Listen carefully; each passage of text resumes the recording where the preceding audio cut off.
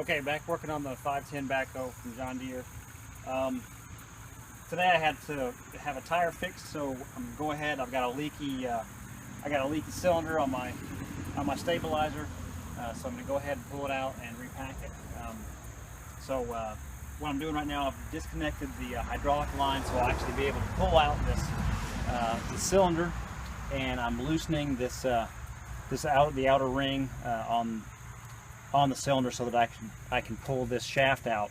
But I had to loosen this little hex head set pin down in here, and also I've gone ahead and pulled out the hydraulics here. I might actually have a leak in one of these that I need to check on, but I've gone ahead and drained those. So now I've got a 36-inch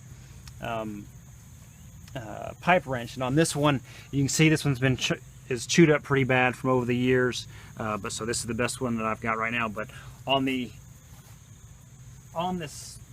wrench, I've got a 6-foot pipe that I've got on it so that I can loosen it. And if you take a look with me putting the pressure on it, and it's taken me a little time to get to here, but if I put enough pressure, you can see it turning.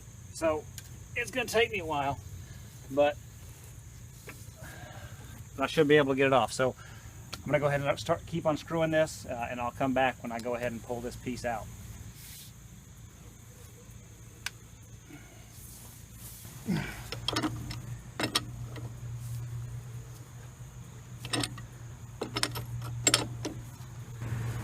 Okay, I've loosened this entire ring nut.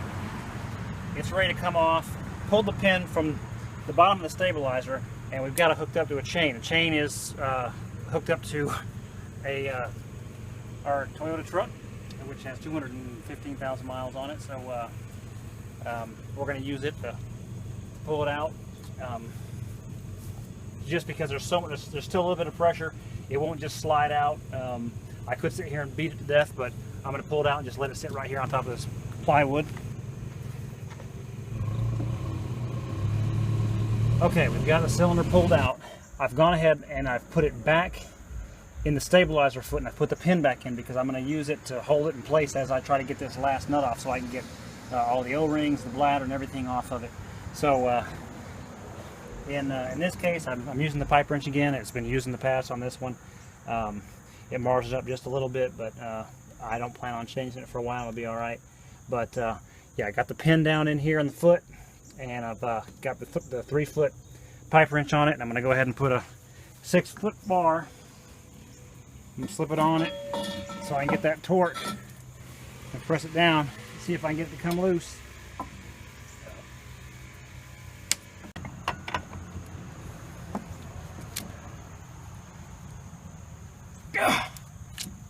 Oh, there it goes.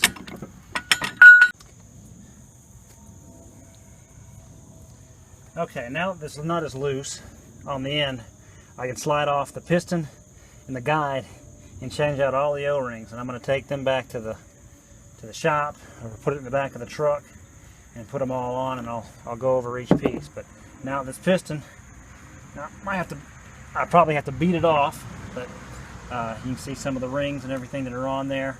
But here's the piston coming off of it right here.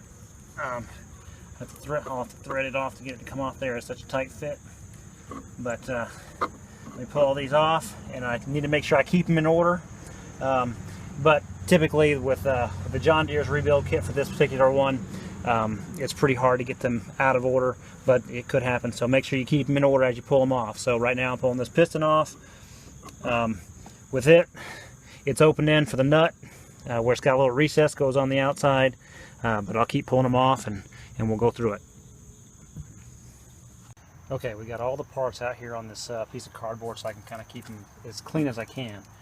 Pulled the rod out, and it needs to be polished. You can see it's got a bunch of little dings in it, but I'm going to try to find any kind of high spots. I've got some right here, just from stones and things that have been hitting it since it's going in and out of that the cylinder.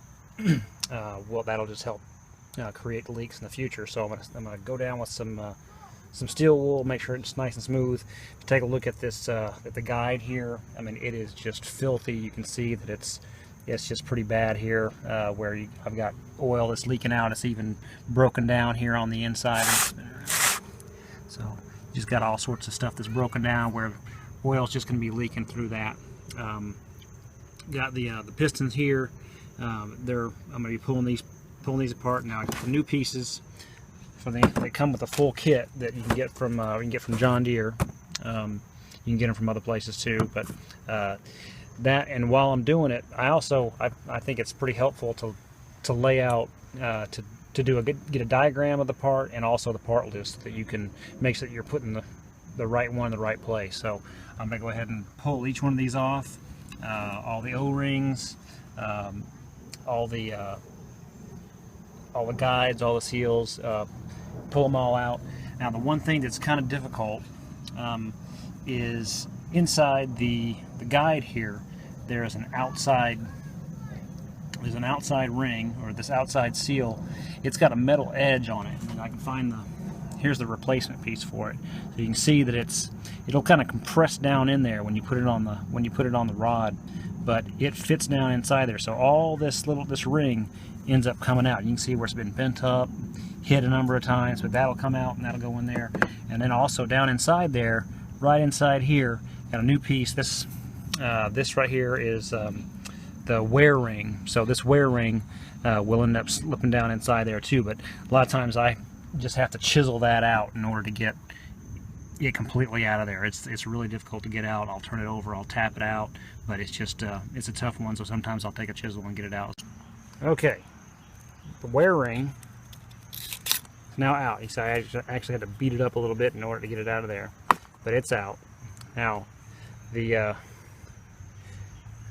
outside seal, or the wiper that's out here, I've been starting to pull it out, and what I do with that is I see where that little groove is. You can see how far back it is. So right in here we've got an opening, and I take a little flathead screwdriver and I'll put it in one of these little grooves, and I'll barely tap it in, and I'll just move it around until I get the whole thing out, just because I don't want to drive this in too far. So I'll just keep on, see if I can get it out here. Okay, let me get it. Okay, it's popped out. You can see this thing's pretty dirty. We got an O-ring on the outside, and we have a little O-ring washer that's sitting right there. Both of them are rubber. This thing is pretty dirty. Before I start to put anything back inside of it, I'm going to go ahead and clean the whole thing up. But here's the outside guide with all the stuff, with the exception of these two O-rings, which we can go ahead and pull them out.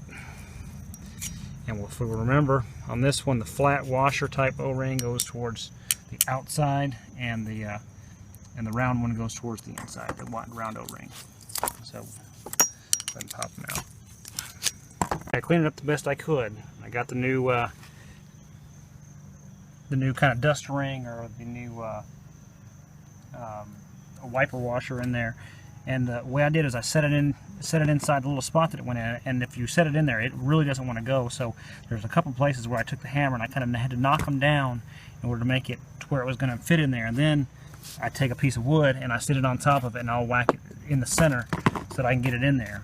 Once you have that in there, then you can turn it over, slid down the wear ring, and also I've got these other seals inside here that are sitting inside. Now they go down to where this little snap ring that goes down inside here, and it's going to fit. Once I wipe it down, it'll fit in this little groove down here, and it'll hold everything in place. So I need to get my tool here, and then we'll go ahead and snap it in. It'll hold all these things in place. You caught me polishing my rod. Okay, now that I've got the rod polished with steel wool, I got any high points knocked down. I've got the guide here. It's got the O-rings in it. It's got the wiper seal. It's got the inside guide, and I'm going to go ahead and slip it on the rod, and it's as clean as it's going to get. So it slides on there.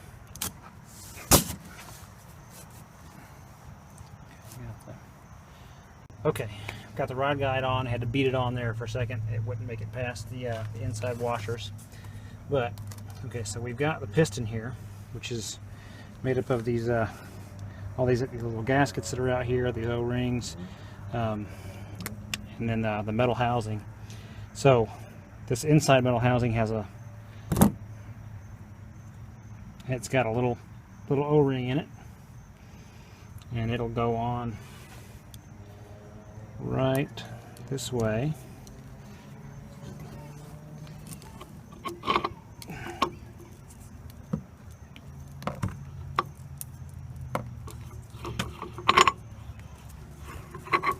Okay.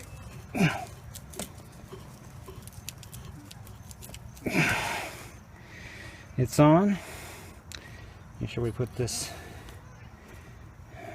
little seal on the right way. Got the O-ring. We're going to slide it over. It goes right on the inside here. Then we've got the end of the piston. Yep. And we can get it on. Now the nut. And get the nut on there. We'll be ready to slide it back in the cylinder and start threading the guide back on inside the cylinder. Okay, to tighten it back on, I put it back in. I put the rod back in with the pin just so that I can hold it in place and I can put the pressure on it. Once I get it tightened down, I'll put the 6-foot pipe back on top of this pipe wrench and tighten it down a little bit more so I can get the extra torque on it.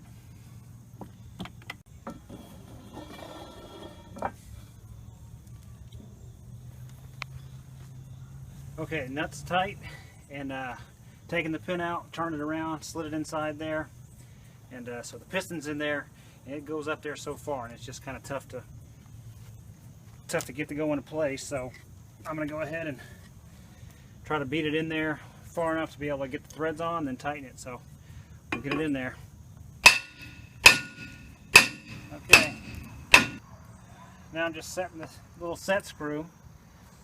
The guide is in place, tightened down, and we got the pin down here at the bottom of the rod, and now we just need to go ahead and hook these two hydraulics up, start it up, and get it to run. I've got one more valve we've got to fix on the inside, and tomorrow we'll go ahead and test this out while we test the other valve out, and it should be ready to go. So I'll give you a shot of it moving without leaking tomorrow. What are you doing now? Just making sure that these things are nice and clean. Okay, we got it put back together.